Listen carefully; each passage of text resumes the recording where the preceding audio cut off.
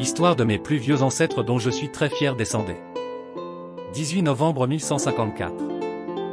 Guy, Adélaïde de Savoie, reine consort des Francs, mes 30e et 32e grand-mère, épouse de Louis VI, le Gros, roi des Francs, nièce maternelle du pape Calixte II et arrière-grand-mère de la reine Sainte Isabelle, épouse du roi Dom Dini du Portugal.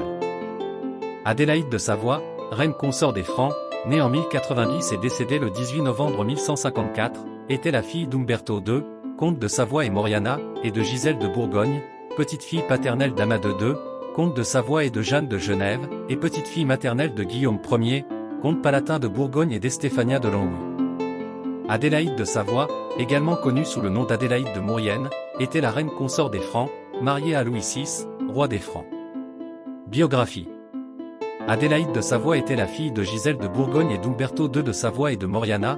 Elle était la nièce du pape Calixte II, venu lui rendre visite à la cour de France, sœur d'Amédée III de Savoie, mon 28e grand-père, 6 fois mon grand-père, et donc tante de Donna Mafalda de Savoie, ma 27e grand-mère, 6 fois ma grand-mère, reine consort de Dom Afonso Henrique, premier roi du Portugal, mon 27e grand-père, 11 fois mon grand-père.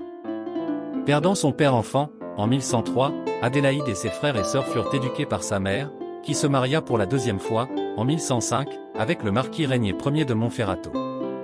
Le 4 avril 1115, elle devient reine consort des Francs en épousant, dans la cathédrale Notre-Dame de Paris, le roi Louis VI, avec qui elle aura 8 enfants. Considérée comme une femme laide mais réfléchie et pieuse lors de son séjour à la cour de France, Adélaïde était une reine influente, assistant son mari dans les affaires de l'État et étant responsable de l'éducation de ses enfants. À la mort de Louis VI en 1137, Louis VII monta sur le trône, qui aurait préféré suivre la vie monastique, et Adélaïde devint reine-mère des Francs, partageant pouvoir et influence avec l'abbé Suger de Saint-Denis. Elle se maria en second lieu avec le connétable Mathieu Ier, seigneur de Montmorency, avec qui elle aurait eu une fille. Adélaïde était l'une des 2 reines figurant dans une légende racontée par le noble anglais William d'Agdale. D'après ceci, il serait tombé amoureux d'un jeune chevalier, Guillaume d'Albigny, lors d'un tournoi.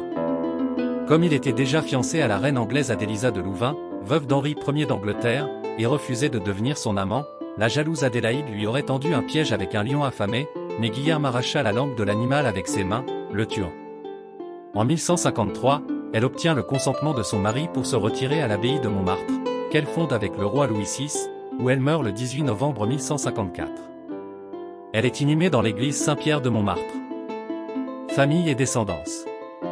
Le 4 mai 1115, Louis VI, roi des Francs, mon 30e et 32e grand-père, se marie à Paris avec Adélaïde de Savoie, mes 30e et 32e grand-mère, fille de Gisèle de Bourgogne et d'Umberto II de Savoie. Elle avait Philippe de France, roi subordonné à Louis VI entre 1129 et 1131, décède des suites d'une chute de cheval. Louis VII, roi des Francs, épousa Aliénor d'Aquitaine, mes 29e et 31e grands-parents. Henri de France, évêque de Beauvais et archevêque de Reims. Hugo de Fransat, mort jeune. Robert Ier de Dreux, comte de Dreux et du Perche, marié à Inès de Baudemont, dame de Brenne. Constanza, princesse de France, mariée en 1140 à Eustachio IV de Blois, comte de Bologne, et en 1154 à Raymundo V de Toulouse, comte de Toulouse. Philippe de France, évêque de Paris. Pedro de Fransat, seigneur de Courtenay, marié en 1152 à Isabelle de Courtenay, mes 29e et 31e grands-parents.